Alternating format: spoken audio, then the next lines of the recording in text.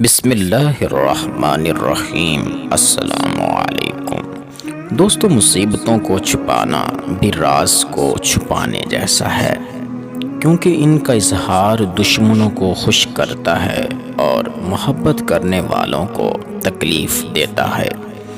ہم میں سے ہر شخص کہیں نہ کہیں بہت مشکل وقت سے گزرتا ہے، لیکن زندگی رکتی نہیں ہے۔ اندھیری رات کتنی ہی طویل کیوں نہ ہو، ایک نئی صبح ضرور ہوتی ہے۔ زندگی کے ایسے حالات کو ایک تلخ تجربہ سمجھ کر اور سبق سیکھتے ہوئے آگے بڑھنا جانا چاہیے۔ اچھائی گائے جیسی ہوتی ہے جو سوکھی گھاس کھا کر بھی میٹھا دودھ دیتی ہے، اور برائیاں اس سانپ جیسی ہوتی ہیں جو میٹھا دودھ پی کر بھی ڈس لیتا ہے۔ ہم ہر کسی کو اپنی مرضی کے حساب سے نہیں چلا سکتے، سو ماننا سیکھیے، جھکنا سیکھیے، احترام کرنا سیکھیے۔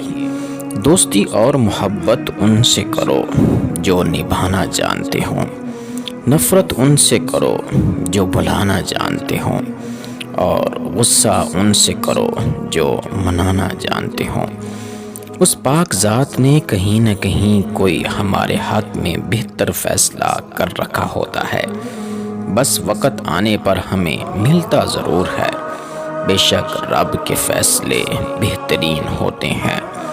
حقیقت یہ بھی ہے کہ یتیم خانوں میں غریبوں کے بچے اور اولڈز ہوم میں امیروں کے بزرگ ملتے ہیں۔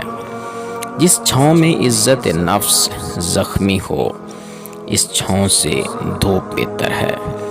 مخلوق سے اچھا تعلق ہمیشہ محفل میں اور ہنس کھیل کر بنتا ہے، جبکہ خالق سے اچھا تعلق ہمیشہ تنہائی میں اور رو رو کر بنتا ہے۔ کبھی کبھی کچھ نہ جاننے میں ہی بھلائی ہوتی ہے۔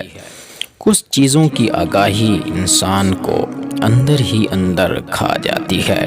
عورت چاند کی طرح نہیں ہونی چاہیے جسے ہر کوئی بے نقاب دیکھے، بلکہ سورج جیسی ہونی چاہیے جسے دیکھنے سے پہلے ہی آنکھیں جھک جائیں۔ بدی کی تلاش میں ہو تو اپنے اندر جھانکو، نیکی کی تمنا ہو تو دوسروں میں ڈھونڈو۔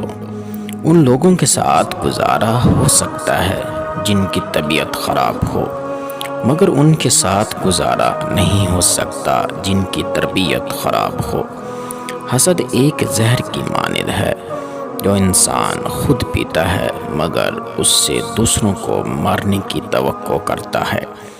اچھا وقت اچھی یادیں لاتا ہے اور برا وقت اچھے سبق لاتا ہے۔ اعتبار اور پیار دو ایسے پرندے ہیں کہ اگر ایک اڑ جائے تو دوسرا خود ہی اڑ جاتا ہے۔